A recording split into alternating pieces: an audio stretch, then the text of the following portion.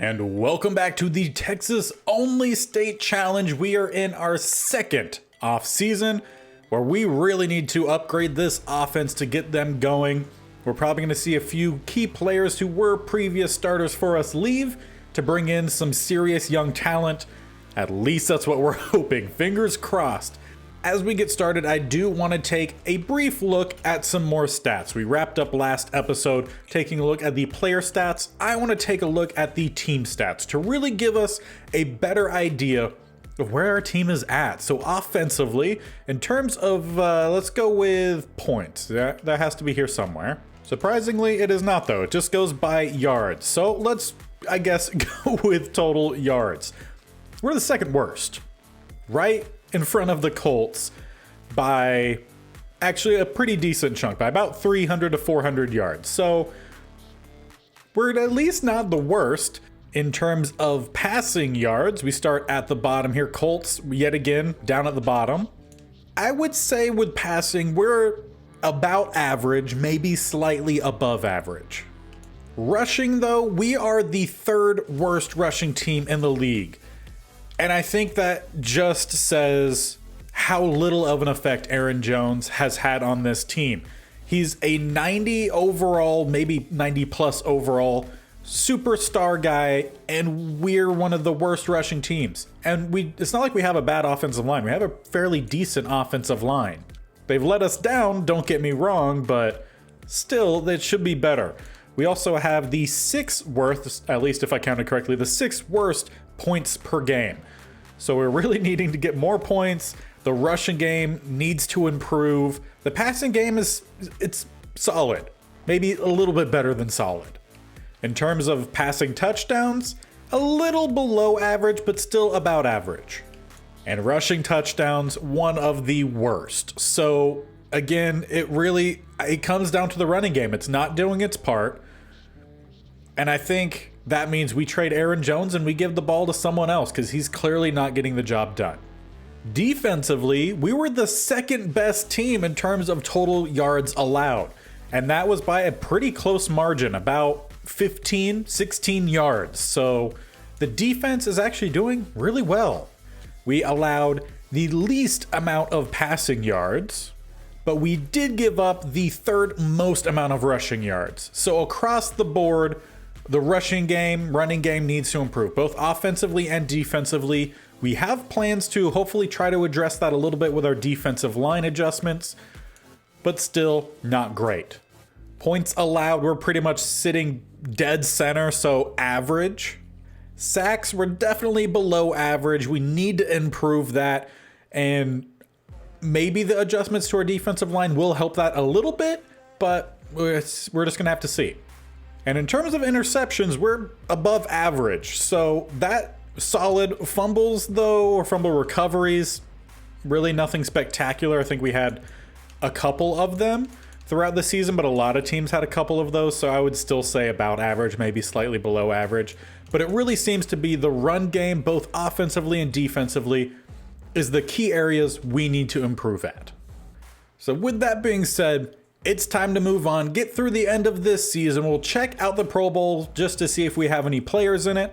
But from then, time to move on into the offseason and start managing this team. Try to get them improved in the running game. And if we can improve elsewhere as well, why not?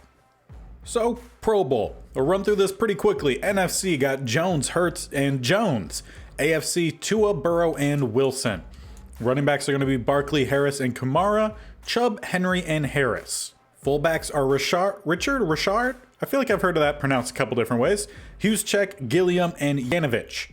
Receivers are Smith, St. Brown, Hardy, Hopkins, Thielen, and Palmer, with Wilson, Waddle, Moore, Dotson, Anderson, and Cooper. Tight ends are Fant, Uzma, Otten, Hawkinson, Kittle, and Bellinger. Left tackles Smith, Stanley, Williams, Brown. Left guards Batonio, Norwell, Nelson, and Tooney. Centers Ragnow, Andrews, Jensen, and Lindsley. Right guards Martin, Onwenu, Lindstrom, and Hunt. And right tackles Wirfs, Ramczyk, Sewell, and Conklin. So no one on offense. At least I'm pretty sure none of these offensive linemen were ours. No, does not look like it. Left ends, Hubbard, Franklin Myers, Clowney, and Young.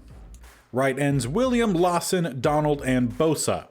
DTs, Jones, Brown, Allen, Vita Vea, Hargrave, and Payne. Left outside linebackers, Watt, Crosby, Hunter, and Bosa, with the right being Parsons, Mack, Highsmith, and Thibodeau. Inside linebackers, Jack, Okereke, Tranquil, and Tavai. Corners, Terrell Jr., Fuller, Alexander, and Okuda, with White, Ramsey, Moore, and Dean. So none of our rookies made it there, unfortunately. Safeties are going to be Adderley, Hyde, Reed, and Baker. Woods, Graves, Rapp, and Bell. Kickers, York, Gillikin, McPherson, Harvin. With the returners being Scott, Stephenson, Edwards, Allaire, and Batty. So I don't think we had a single Pro Bowler, so no one going to get any XP from that. But what about yearly awards? MVP goes to Trevor Lawrence. And Coach of the Year, Brian Dabble. I feel like he wins every single time. On the AFC Offensive Player of the Year is Nick Chubb. Defensive Player of the Year, Alex Highsmith. Offensive Rookie is Kyle Freeman. Nick Cousins and Craig Richards were at 7 and 8. Defensive Rookie goes to Weathersby. Christian Drummond was 2nd. Daniel Mathis was 5th, and Randy Lennon was 7th, with Brennan Belfort at 9. Belfort is a plan to be a starter for us next season. Best quarterback goes to Trevor Lawrence. Best running back, Nick Chubb. Also Aaron Jones, not on this list. Best receiver, A.J. Brown. Best O-line goes to Quentin Nelson. Best D-line, Jadeveon Clowney. Best linebacker, Alex Highsmith. And best DB, Tre'Davious White. Tariq Woolen was at 6. Best kicker went to Evan McPherson. And your Super Bowl champion is the New York Giants. They won 31-17, which means Von Miller is going out most likely with a Super Bowl championship. They did not make it last year, but they were pretty close to, I think, making it. They were, I think, best in the NFL for quite a while. They just ended up not finishing out very well. But the Giants win. Tom Brady is a Super Bowl MVP. Well, that's fitting. Probably he retires as well.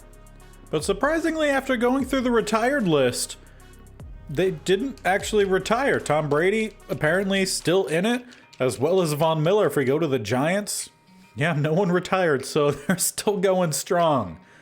All right. But now our true offseason can begin. And that starts with closed free agency. Courtland Sutton, he really wasn't that great for us last year. Still could possibly be our best option at receiver. He just doesn't have any interest.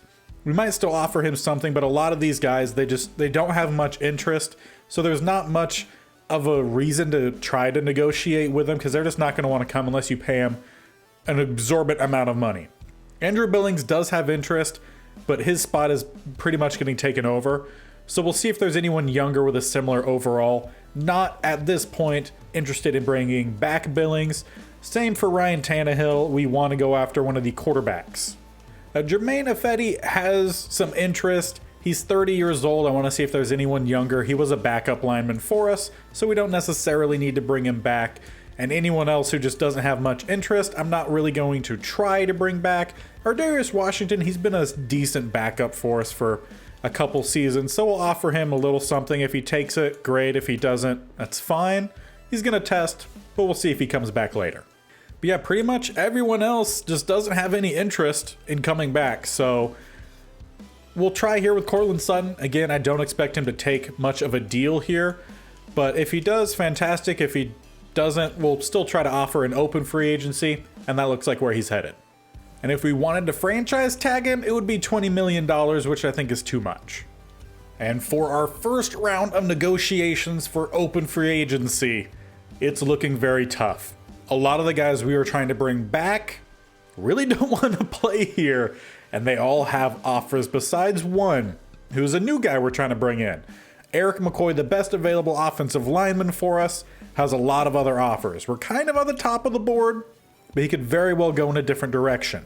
We're trying to bring back Courtland Sutton, and he is also the best receiver available. The Giants are trying to take him, even though they just won a Super Bowl. Trying to bring back Quandre Diggs. The Titans are trying to take him as well. We're also trying to bring in a new guy in Marcus Davenport just to help out along the defensive line so we can put out the best possible players at all points of the game. The Chargers are also trying to bring him in. And I take it back, there were two new guys I was trying to bring in with Broderick Washington Jr. He'll be a depth defensive tackle for us. No one else is going after him. So hopefully we can end up landing all of these guys. That would be perfect, but we'll see. We'll go through the first set of evaluations here, and all but one, being Broderick, have chosen.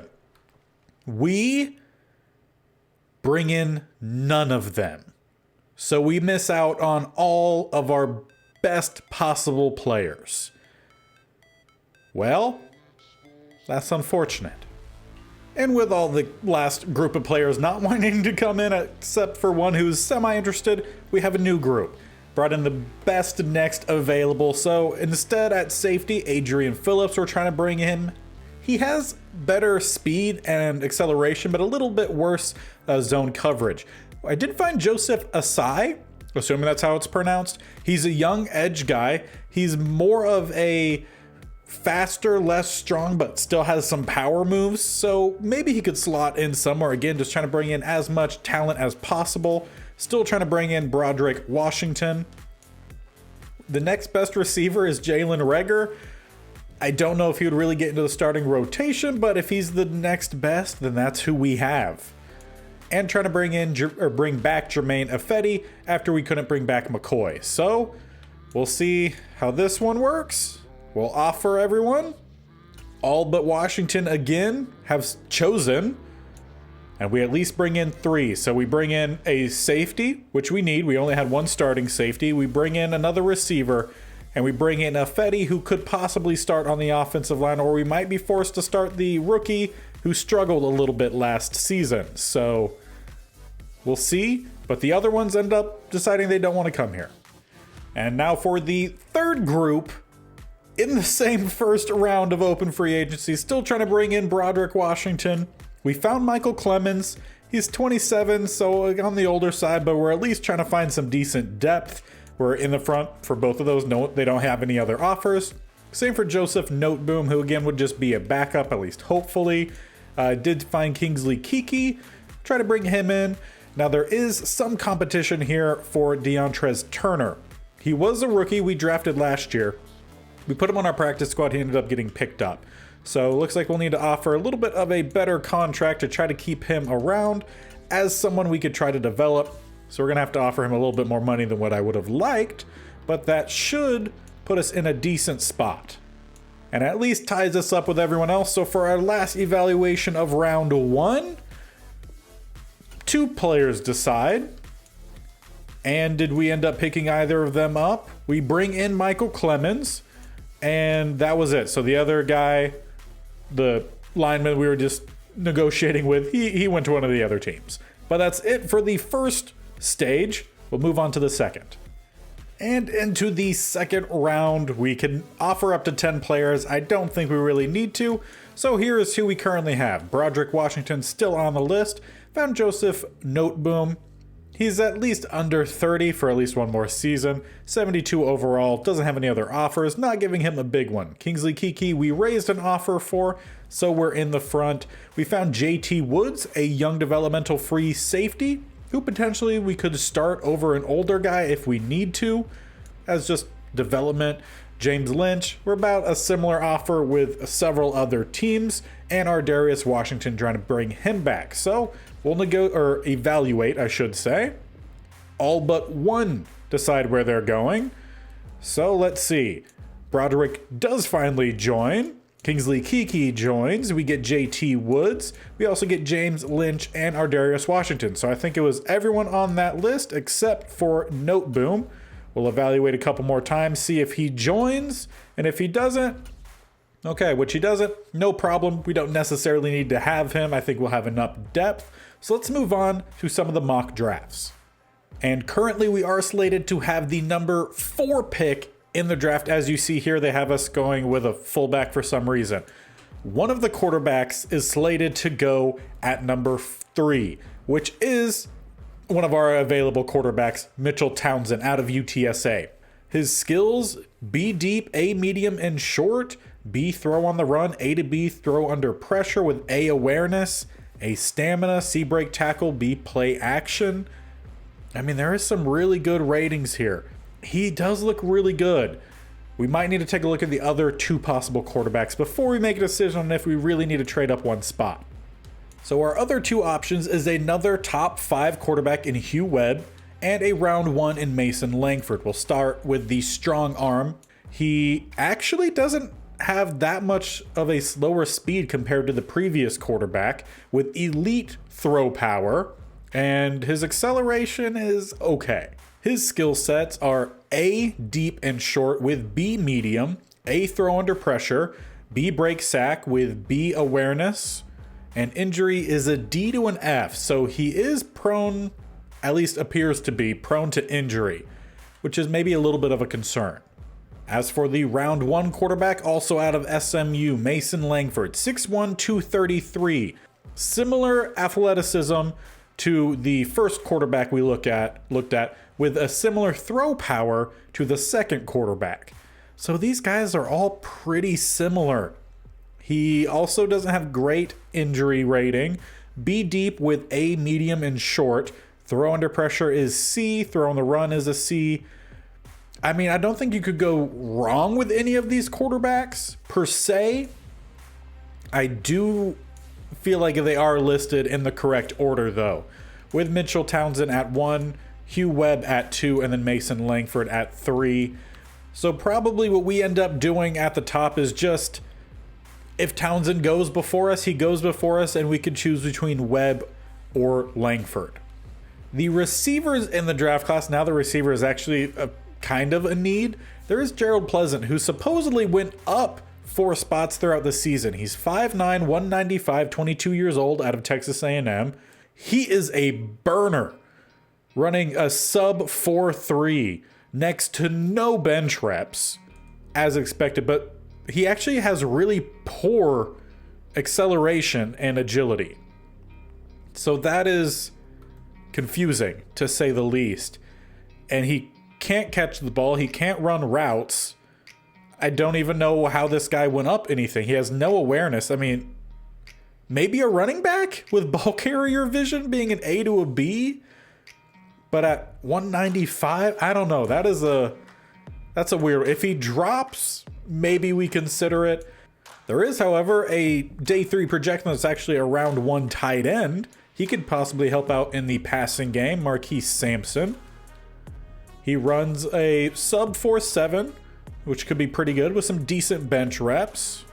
Has A catch in traffic, carrying, break tackle, awareness, injury, and short route running, as well as stamina. Pass block and run block are both Bs, with B catching and trucking, spec catch, and where is catch in traffic? Is an A. So yeah, I mean, yeah, across the board, he looks really good. Maybe that's the receiving target we end up going after. In terms of the offensive line, we don't have them scouted extremely well. AJ Boss, we've talked about at the end of, or in last episode, so we're not quite sure on these 2 round 1 offensive linemen. I think we have to take a further look at them due to the fact that we lost one of our best offensive linemen. Defensive line, nothing impressive. Amari McQueen, we really liked his cover ratings. He is an outside linebacker, so it's questionable what those actually are. And it would be nice to get younger at a safety spot. The only option I really see us going after is possibly Carlos McAllister. Maybe we choose him and those offensive linemen as our off-season focused scouting players. So with our decision roughly made for the quarterbacks, let's talk about some of our other prospects. At 8, they have Kevin McKee, one of the offensive linemen, who we know has gone up. We know a little bit more about now, actually. So let's take a look at him, see what some of those ratings ended up going up to, or going down to.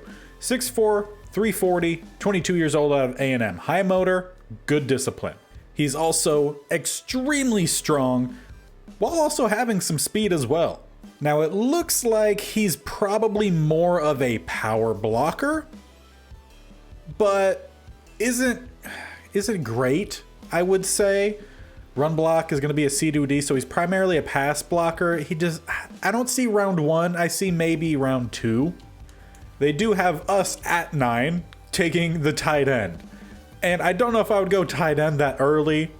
Maybe with our second round pick, we go there. He's a day 3 projection. He could end up going a lot earlier. I hope not, but you never quite know.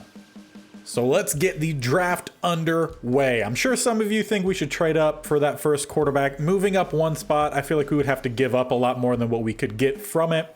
So that is my thought process. I could be wrong, as the first guy taken is Casey Thomas, going to the Jacksonville Jaguars, an Oklahoma State receiver. The Broncos, they go with left end Gio Claiborne out of Connecticut. Now San Francisco, do they go with our quarterback?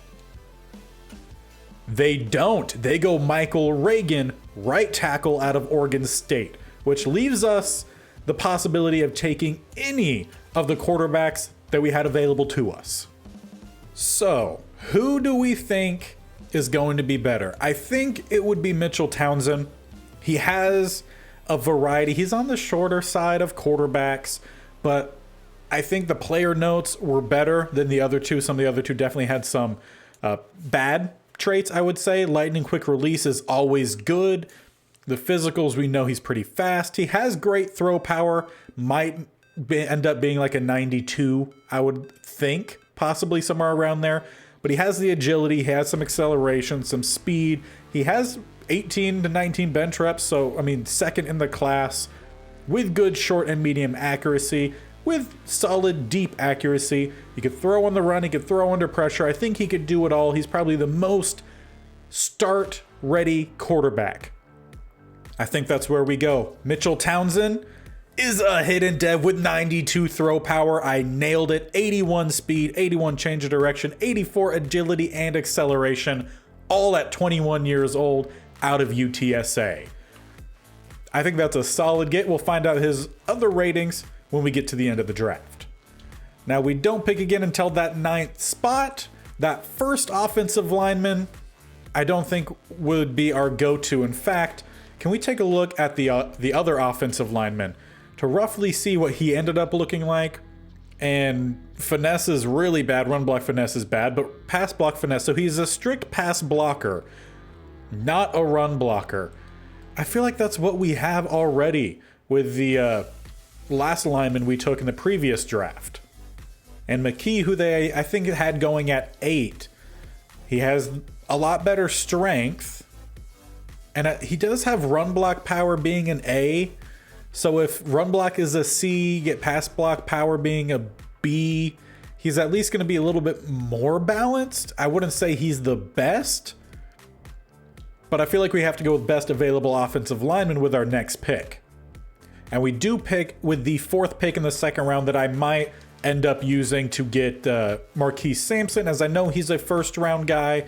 And then I would think we would end up going to that left outside linebacker with our first third round pick with Amari McQueen. He could end up going before then, but I think we just kind of flow with the picks that we have at this point.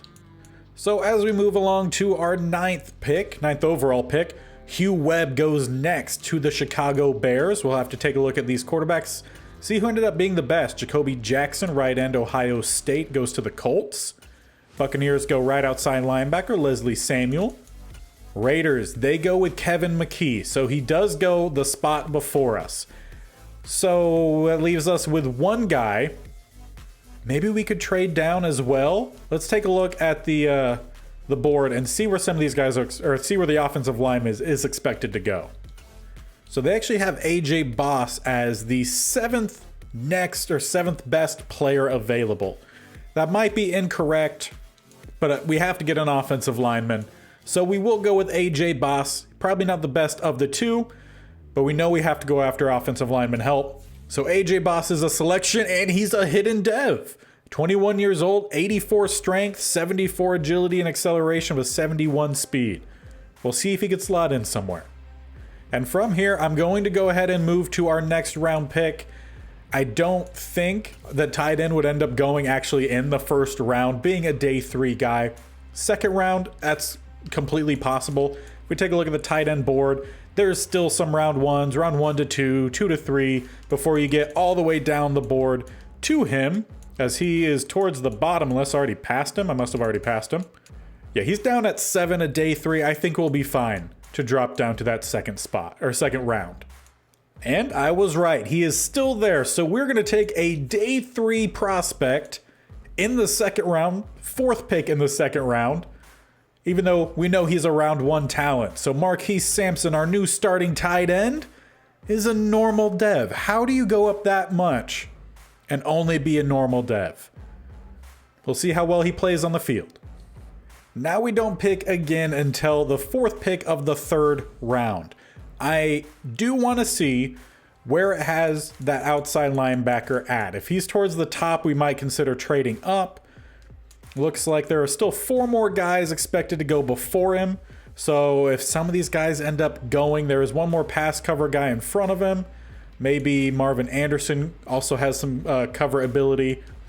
So I'll go slowly, and hopefully Amari McQueen is still available. We don't pick for another 32 picks, and I guess I could check to see where he is slotted to go from here. And yeah, they don't have him going for another 80 picks, at least projection. So I think we'll be okay to just move over to our 3rd round pick and go from there. And he is still available. So far, Madden's being nice to me. Amari McQueen, you will be our 3rd round pick with A zone coverage, B-man.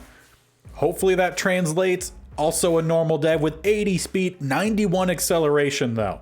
That's really nice. And now from here, we still have quite a lot of picks left. At least 7, I would assume. It's actually 8. So we still have a lot of potential guys we could pick up. If we take a look at our favorites, we still have 38 on the board. But is there some people we really want to go after? As we run through here, do we find anything? Gerard Pleasant is actually still available. If he's still there with our 3rd round pick, I say we pick him up and we try him maybe out at running back. He had some after the play ability. Don't know how well that'll translate, but if he's still there, I mean, that's a possibility. As for potential draftable linemen, Sylvia day 3 doesn't look very good. Hitchcock has the potential. A to C for pass block, B to D for run block. I mean, there's something there. And Johnny Lockhart, A to C pass block, but F run block, really not helping himself out there. On the defensive line, there is Barry Carr. Just doesn't look very good. C's across the board, that was a day 3, may not be awful. So there's maybe a couple more guys we want. We might end up packaging up quite a few of these picks and maybe trying to bring in a player or 2. And Pleasant is still there. In fact, one of the other receivers ended up going above him. So let's just take one more look on him. See if it's someone we want to give a shot at. 5'9", 195, 22 years old. We might switch to a very pass-heavy offense, and he could possibly be a good receiving back. He has a lot of speed, no strength. He can jump, and that's about it. In terms of his attributes or skills, I guess I should say, A to B ball carrier vision with D to F break tackle, A to B carrying. Juke is a D to an F, injury D to an F. So it would be a long shot here, but there's no one else we really need to go after. So we're going to give a shot here to Gerard Pleasant. He's a normal dev with 99 speed and 90 acceleration. We're going to move him to running back. See what he can do. And we pick again in just a few more spots, so we'll just quickly jump over to it. We'll take one last look at the board here. See if there's someone we want to go after, and if not, we'll take a look at some NFL rosters and see if there's someone somewhere that we feel like we want to go after. And I really think the last one I'm interested in is Christopher Hitchcock here. It'll be, well, we're in the 4th round. Still might be a little high to go with him, but he has some decent strength, some decent speed, 6'3", 317, 22 years old out of Texas Tech, has a high motor but lacks discipline. But when you look at the skills, you see some potential here. And that's really all you're going to get in the 4th round and later, some potential. So Christopher Hitchcock, you'll be our last pick. We'll end up trading away the rest for whatever we might be able to get. 89 strength, 77 acceleration with 65 speed. At least we'll be a young backup. So we have a lot of picks remaining. Let's see if there's anyone on a roster that we want. So I took a look at Mike Evans. He's 31 or 32 at this point. Still a 90-something overall with superstar dev. Ask them what do they want, and I see a trade option here with Aaron Jones and Andrew Ali. Now, I don't want to do Ali, but Aaron Jones and a couple picks in this draft, I think, would make sense. So let's make that happen and see if they'd be interested in it. I think a 4 and a 7 would be very equivalent to Ali. He's about a 69 or maybe a 70 even. So we'll basically trade equal overalls, but obviously Jones hasn't played very well for us. We'll see if they take it, submit the offer, and we just brought in Mike Evans. Now all the way back at the 27th pick of the 7th round. Is there anyone even on our board that we can pick up? We have a couple running backs, and there was one that did look interesting in Sergio Norman out of North Texas. He's 6 foot, 200 pounds, 21 years old. Doesn't have tremendous speed, pretty decent agility, and his skill sets: B ball carrier vision with B to D awareness, C break tackle, A to C carrying, B to D catching. I mean, he has some interesting ratings. He could possibly be an option. There's also Calvin Warner out of Houston, potential undrafted. Has a good amount of speed, pretty good strength as well. So he might be a good guy on the edge with B to D finesse, B to D power. We know B block shedding. He's not a cover guy. Why not? Calvin Warner, we'll take a shot on you. Out of Houston will be our last pick. Normal dev, 81 speed, 77 strength, and 91 acceleration. But now for the big reveal. How good, at least is our quarterback? Does the receiver move to running back? Do we have a starting offensive lineman? We found all that out here. So, draft recap. Let's take a look. And we end up getting a 76 overall Mitchell Townsend. AJ Boss is a 71. The tight end is a 75, so our highest overall tight end by far.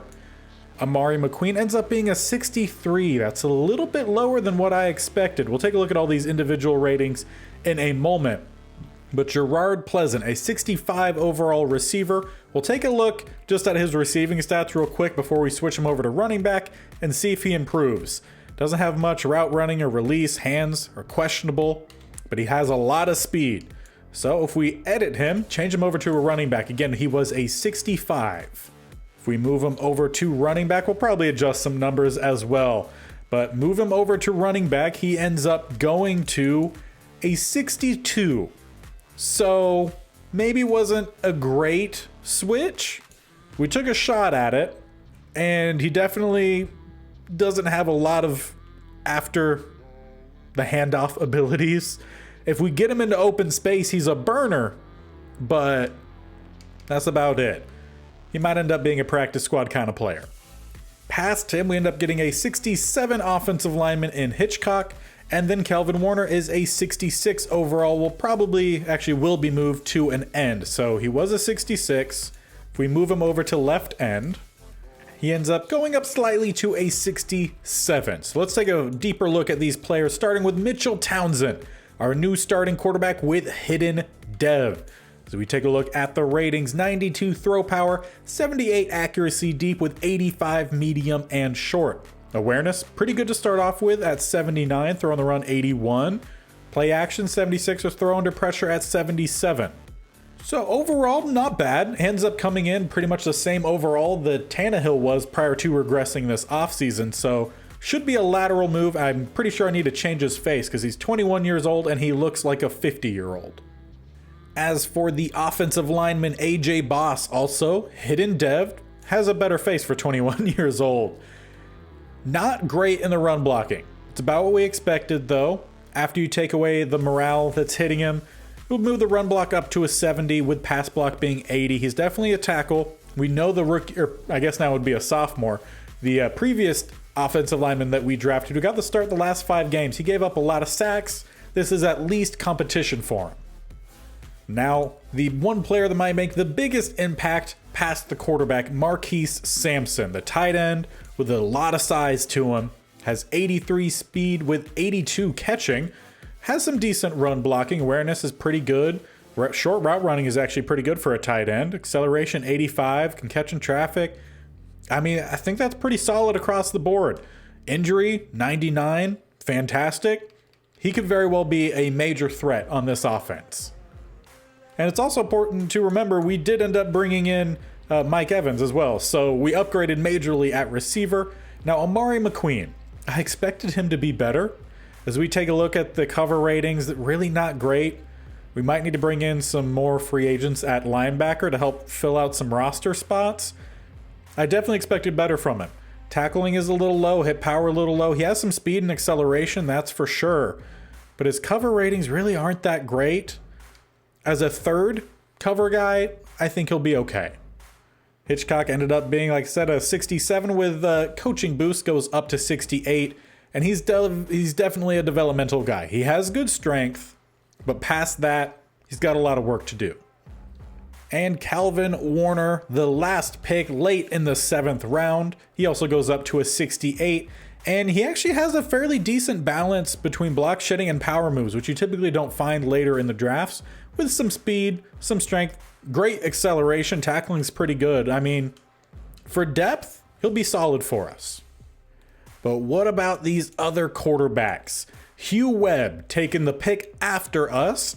He is a 74 overall, another hidden dev. He has 97 throw power with far less, about 10 less medium accuracy, but a few better in deep accuracy, a couple less in short.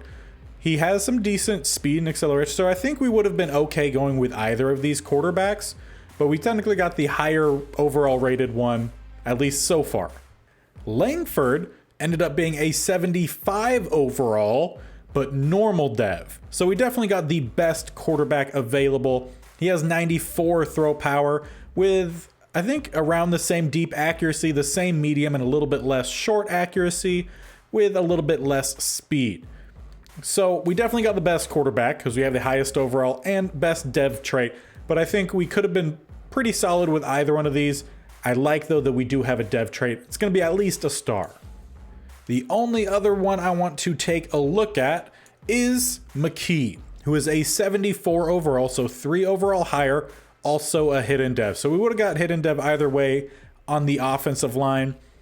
It does look like McKee is a little bit better, but not drastically so. So again, I think we would have been fine with either of the guys that we could have ended up with, but who we ended up with, I think is fine. So we will wrap out this episode taking a look at the roster. Mike Evans comes in with a fairly good trade, I feel like, for us. He is our highest overall at 93. At quarterback, we'll have Mitchell Townsend starting with the second-year quarterback Craig Richards backing up, and Cole White will probably head back to the practice squad. Running backs, we'll see who gets the start, whether it's Jeff Wilson Jr. or Isaiah Spiller. Ali will back up. And Gerald Pleasant, he may end up on the practice squad. We may keep him on roster. We'll see. That speed could be useful, but as this is sim, it'd be kind of hard to force him out there in certain situations. So we'll see what we end up doing with the receiver turned running back. Fullback, we have Andrew Beck. He may not stick on the roster because I don't feel like we really even used a fullback much at all last season. At receiver, we'll have Mike Evans as our number 1. Duvernay will stay our second. And we're going to stick with Eric Ezukanma as our number 3. We have a couple other guys that we'll try to sprinkle in. Rager will be a great second guy in the slot. Josh Reynolds will probably end up getting cut. And then from there, we have some depth. Tight end Marquise Sampson comes in and is definitely taking the spot of Jeff Swaim, who will probably also get cut.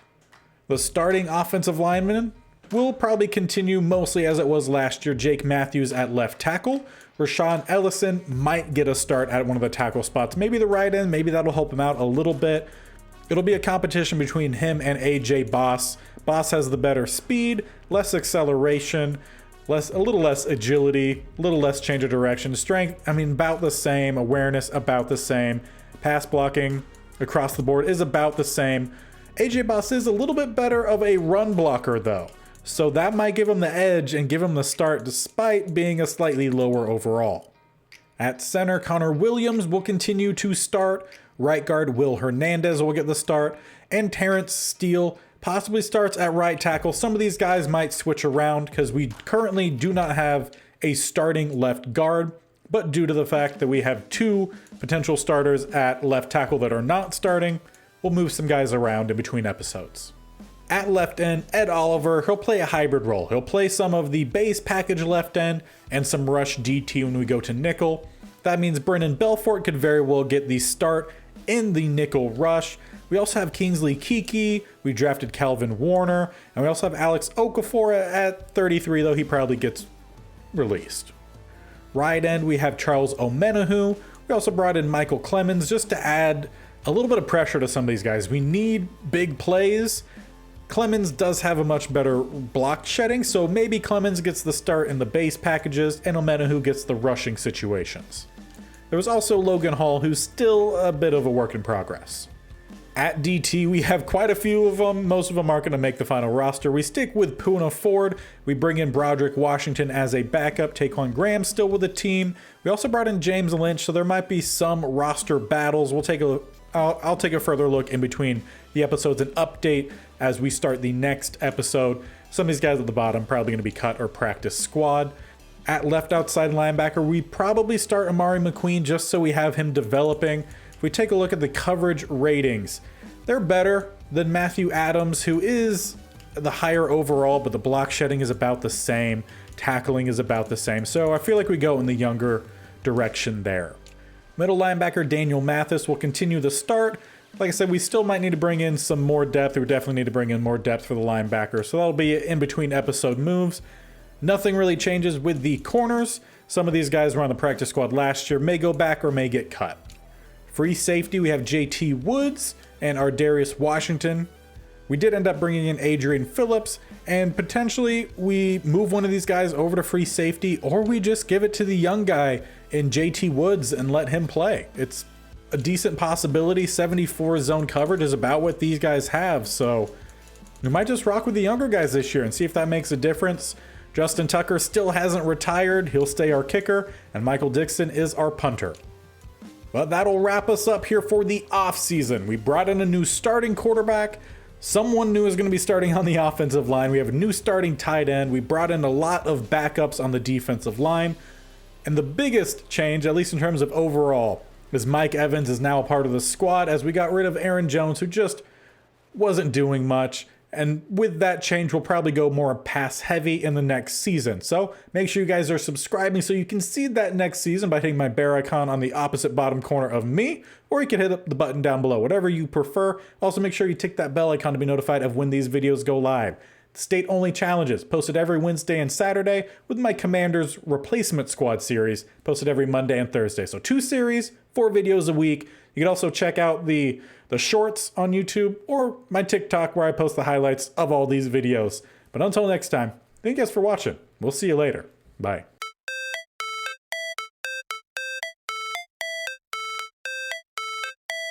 How it's supposed to feel.